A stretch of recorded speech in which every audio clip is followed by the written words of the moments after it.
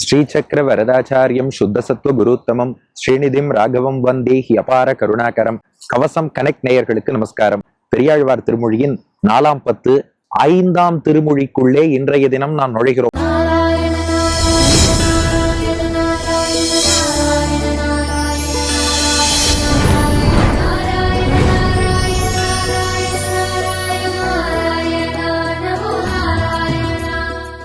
இந்த பதிகத்தின் சாரம் என்னன்னா, இது பெரியாழ்வார் நமக்கு செய்யக்கூடிய உபதேசம். இதுவரை பார்த்துட்டே வந்தா பெரியாழ்வார் ஒரு திவ்யதேசமும் அனுபவிச்சார். ஒவ்வொரு அடியார்களின் பெருமையை அனுபவித்தார். அந்த பெருமாளை சேவிக்காதவர்களை நிந்தனையும் செய்தார்.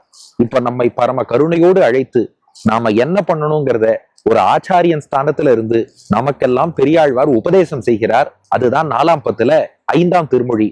உபதேசம் என்னன்னா, கிட்டத்தட்ட போன பதிகம் மாதிரிதான். அதாவது கண்டதே காட்சி, கொண்டதே கோலம், உண்டதே போகம்னு எப்படியோ ஒரு வாழ்க்கை வாழ்ந்து கொண்டு இந்த வாழ்வை வீணடிக்காதீர்கள். அப்படிப்பட்ட சம்சாரிகள்னு சொல்லக்கூடிய உலகியல் இன்பத்தை நாடுவோர் எத்தகைய கதி அடையறா அதையும் சொல்றார். அப்படி பண்ணாமல் பெருமாளை சேவிச்சா எவ்வளவு உயர்ந்த நிலையை பெறலாம் அதையும் சொல்கிறார். அதுதான் இந்த பதிகம். ஆசைவாய் சென்றன்னு தொடங்கக்கூடிய பதிகம். முதல் பாசுரம் பார்த்துருவோமா?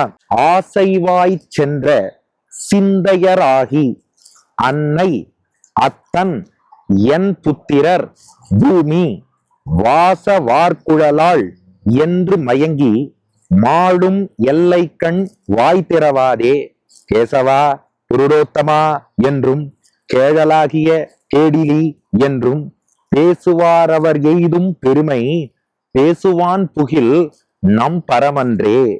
ஆசைவாய் சென்ற சிந்தையராகி அன்னை அத்தன் என் புத்திரர் பூமி வாச வார்குழலாள் என்று மயங்கி மாளும் எல்லை கண் வாய் திறவாதே கேசவா புருடோத்தமா என்றும் கேழலாகிய கேடிலி என்றும் பேசுவாரவர் எய்தும் பெருமை பேசுவான் புகில் நம் பரமன்றே.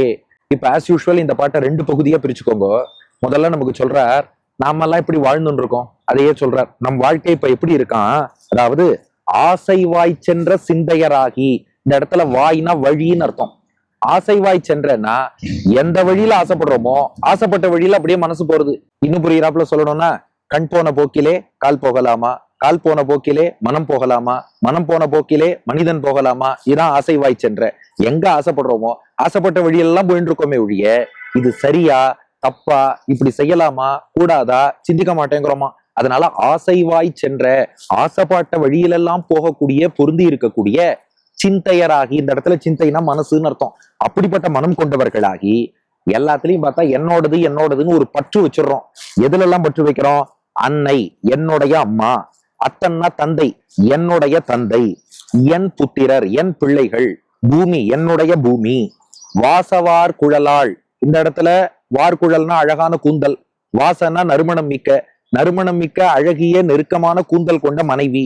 ஒரு நிமிஷம், அப்ப குடும்ப வாழ்க்கையே கூடாதுங்கிறார பெரியாழ்வார். இந்த பாட்டு பாருங்க, இதுல எண்ணுங்கிறது புத்திரருக்கு முன்னாடிதான் இருக்கும். அதை எல்லாத்துலயும் சப்ஸ்டியூட் பண்ணிக்கணும்னு மாமுனிகள் அர்த்தம் காட்டியிருக்காரு. இந்த எண்ணுங்கிறத அத்தியாகாரம் பண்ணிக்கணும். என் தந்தை, என் தாய், என் பிள்ளைகள், என் பூமி, என் மனைவி. ஆமா, எல்லாரோடையும் சேர்ந்துதானே வாழறோம்னா பாட்டை நன்றாக கவனிக்க வேண்டும். குடும்பமே கூடாதுன்னு சொல்லல, மனைவி குழந்தைகளே கூடாதுன்னு சொல்லல. அவளெல்லாம் நாம எப்படி பார்க்கணும்னா, பெருமாள் நமக்கு இவர்களை பரிசாக தந்திருக்கிறான், இவாளோடு சேர்ந்து நாம பெருமாளுக்கு கைங்கரியம் பண்ண போறோம், இவா நம்முடைய ஆத்ம பந்துக்கள். அந்த எண்ணத்துல அவளோடு சேர்ந்து கைங்கரியத்துல ஈடுபட்டு நம்மாழ்வார் நல்ல பதத்தால் மனை வாழ்வர் கொண்ட பெண்டீர் மக்களேனாரே. அப்படி இருக்கிறதுல ப்ராப்ளமே இல்லை. இப்பவே பாருங்களேன், அடியன் பிட்ஸ்பர்க்ல உபன்யாசம் பண்ணிட்டு அங்கேருந்து நியூ ஜெர்சி போயிட்டு இருக்கேன். போற வழியில தான் ஷூட். இங்க பார்த்தா குடும்பமா அவ்வளவு அடியார்கள் அவ உபன்யாசம் கேட்டுட்டு, நீங்க பிக்னிக் போறவா நிறைய பேரை பார்த்திருப்போம். குடும்பமா உபன்யாசம் கேட்கறதுக்காக 3 குடும்பங்கள் 3 கார்ல 6 மணி நேரம் டிராவல் பண்ணி பிட்ஸ்பர்க்ல உபன்யாசம் கேட்கறா. இந்த குடும்பத்தை பெரியாழ்வார் வேண்டான்னே சொல்லல. அப்படி இல்லாமல் இப்ப ஒப்பிட்டு பாருங்க, அப்படி இல்லாமல் நான் பிக்னிக் போகணும், பிக்னிக்குக்காக என் தந்தை, என் தாய், என் மனைவி, என் குழந்தைகள், என் பூமி, இப்படி இருந்தா அது வெறுக்கத்தக்கது. ஆனா ஒன்று சேர்ந்து எல்லாரும் சத்சங்கமா இருந்து பெருமாளை சேவிச்சா அது விரும்பத்தக்கது. அப்படி இல்லாமல் இப்ப அப்படியே பாட்டுக்குவாங்க, எங்க அம்மா, அத்தன் எங்க அப்பா, என் புத்திரர் என்னுடைய பிள்ளைகள், பூமி இது எனக்கு சொந்தமான நிலம் அப்படி நினைக்க கூடாதான். இது பெருமாளுக்கு திருவாராதனம் பண்ணணும்னு ஆசைப்படுறேன். அதுக்கு ஒரு கிரகம் பெருமாள் கொடுத்திருக்கார். அவருடைய பூமி. வாச வார்குழலாள், அழகான கூந்தல் கொண்ட மனைவி.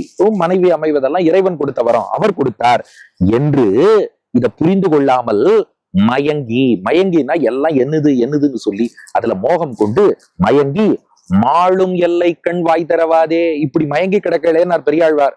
நாமெல்லாம் எவ்வளவு கெட்டிக்காரான்னா நம்ம பெரியாழ்வாருக்கே கவுண்டர் கொடுப்போம்.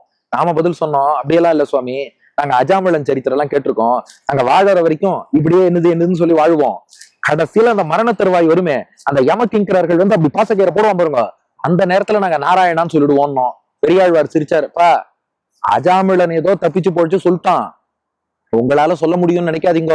மாளும் எல்லை கண், மாளும்னா மரணம் அடையக்கூடிய, மாளும் எல்லை கண்னா அந்த மரணம் அடையக்கூடிய அந்த எண்ட் பாயிண்ட், அந்த எல்லை கோடு வருகிறதே எல்லை கண், அந்த தருவாயில் வாய் திறவாதே. உங்களால வாயை திறந்து பகவான் நாம இல்ல, அம்மா அப்பா மனைவி பிள்ளைன்னு கூட வாயை திறந்து கூப்பிட முடியாது. இன்னைக்கு நம்ம காலத்திலேயே நினைச்சு பாருங்களேன், ஐசியூல வென்டிலேட்டர்ல பேஷண்ட் கிடக்கார், உயிர் பிரியும் தருவாய் வருது. அப்ப பெருமாள் நாராயணா வாசுதேவா கூப்பிடுறது இருக்கட்டும், பிள்ளையே பேர் சொல்லி கூப்பிட முடியுமா முடியாதாங்கிறது தெரியாதே. அதனால அஜாமிளன் ஒருவன் பேரை சொல்லி கொண்டு நீங்க தப்பிக்கலாம்னு நினைக்காதீங்கோ. மாளும் எல்லை கண் வாய் திறவாதே. கடைசி காலத்துல வாயே திறக்க முடியாது. வாயை திறந்தாதான் நீ மத்தவன் பேரை சொல்றியா பகவானுடைய பேரை சொல்றியாங்கிற விசாரமே வரும். வாயை திறக்க முடியாதே, இப்படி வாழாதீர்கள். இது பாட்டின் முதல் பாதி. அதனால என் வீடு, என் பிள்ளை, என் மனைவி, என் தந்தை, என் தாய்ன்னு சொல்லிண்டு மனம் போனபடி எல்லாம் ஒரு வாழ்க்கை. அதை வாழாத மரண காலத்துல வாய் கூட திறக்க முடியாது. இப்ப நாம கேட்டோம், அப்ப எப்படி வாழணும்னு சொல்லுங்க. அதான் பாட்டின் 2வது பகுதி.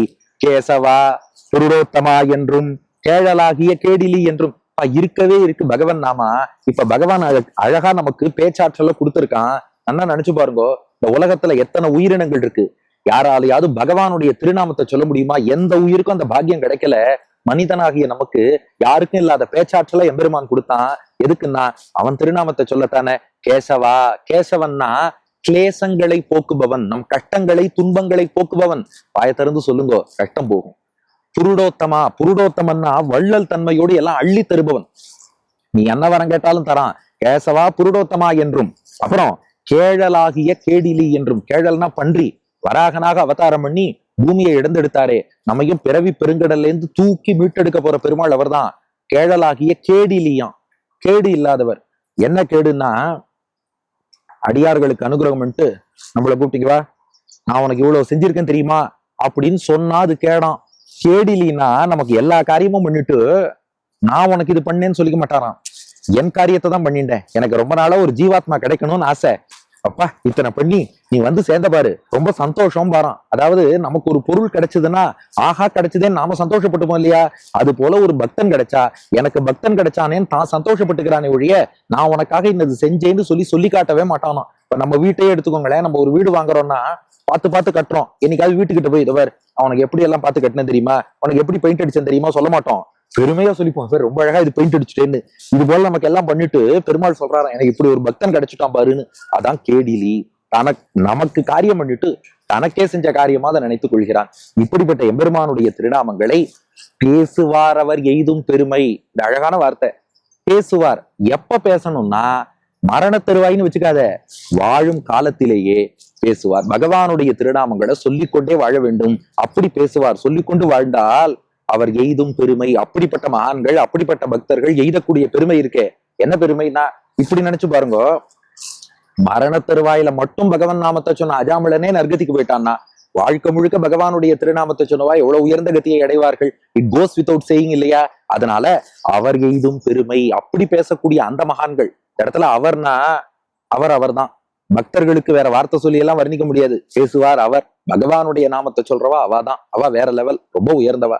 அந்த பெருமை பேசுவான் புகில். பேசுவான்னா பேசுவதற்காக, புகில்னா முயற்சி செய்தால்னு அர்த்தம்.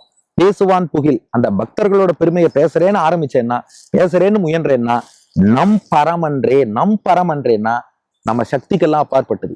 நம்மளால பேசி முடிக்க முடியாத அவ்வளவு பெருமை. ஏன்னா அவர்கள் பகவானுடைய திருநாமத்தை சொல்லி பகவானுடைய அருளை பெற்று ரொம்ப உயர்ந்த கதி அடையறா. நீங்களும் நானும் சொல்றது இல்ல, பெரியாழ்வார் சொல்றார், நம் பரமன்றே. நமக்கு சாத்தியம் இல்லப்பா. பக்தர்களின் பெருமையை நம்மளால பேசியே முடிக்க முடியாது.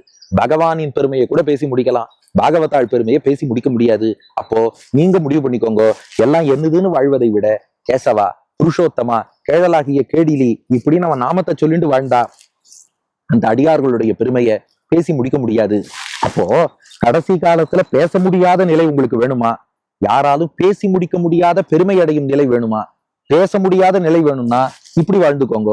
பேசி முடிக்க முடியாத பெருமை வேணும்னா பகவானுடைய திருநாமத்தை சொல்லுங்க. இதுதான் முதல் உபதேசம்.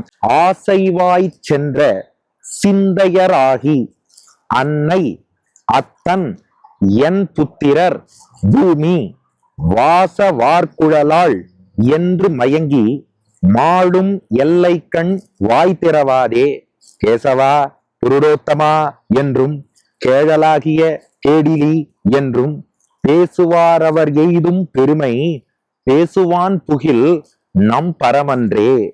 ஆசைவாய் சென்ற சிந்தையராகி அன்னை அத்தன் என் புத்திரர் பூமி வாச வார்குழலாள் என்று மயங்கி மாளும் எல்லை கண் வாய் திறவாதே கேசவா புருடோத்தமா என்றும் கேழலாகிய கேடிலி என்றும் பேசுவார் அவர் எய்தும் பெருமை பேசுவான் புகில் நம் பரமன்றே. ஆசைப்பட்ட இடத்துல எல்லாம் அப்படியே மனசு போயிண்டே, என் வீடு, என் மகன், என் தந்தை, என் தாய், என் மனைவி, வாசவத்தோடு கூந்தல் கொண்ட மனைவி, இப்படி எல்லாம் போயிண்டு கடைசியில மரண தருவாய் வரும்போது இந்த மயக்கத்துல யாரையுமே கூப்பிட முடியாத நிலை கூட ஏற்படும். அப்படி போகாமல் எப்போதும் கேசவா கிளேசங்களை துன்பங்களை போக்குபவனே, புருடோத்தமா வள்ளல் தன்மையோடு தாராளமா அள்ளி தருபவனே, பன்றியாக அவதரித்த வராகனே, கேடிலி எங்களுக்கு காரியம் மட்டும் உனக்கே பண்ணிட்டதா சொல்லிக் கொள்ளக்கூடிய தாராள மனசு கொண்டவனே என்று பகவானுடைய திருநாமத்தை சொன்னான்னா அவன் பெருமையை பேசி முடிக்க முடியாது. இது பாட்டின் திரண்ட பொருள். நிறைவாக அடியன் வழங்கும் ஆங்கில வடிவம். Instead of focusing your mind on all the desires which you possess, instead of saying my wife, my father, my mother, my son and my home, instead of reaching the stage where you cannot speak any word at all at the time of death, chant the names Keshava, Purushottama, Varaha, oh the blemishless Lord. If you do so, the glory of people who chant the divine names cannot be eulogized by me என்பது இதற்கான ஆங்கில வடிவம். இனி இதற்கடுத்த பாசுரத்திலும் பெரியாழ்வாருடைய உபதேசங்கள் தொடரும். பெரியாழ்வார் திருவடிகளே சரணம்.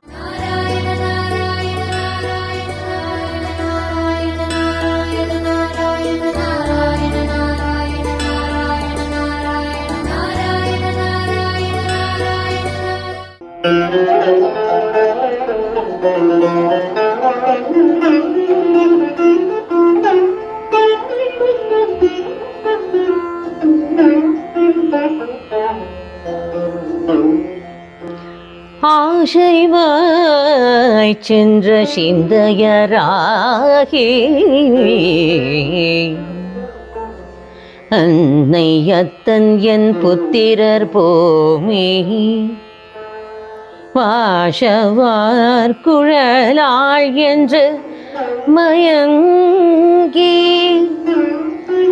மாளும் எல்லை கள்வாய் திரவாதே கேசவா புருடோத்தமா கேசவா புருடோத்தமா என்றும் கேழலாகிய கேடிலி என்றும் பேசுவாரவர் ஏதும் பெருமை பேசுவான் புகில் நம் பரமன்றே.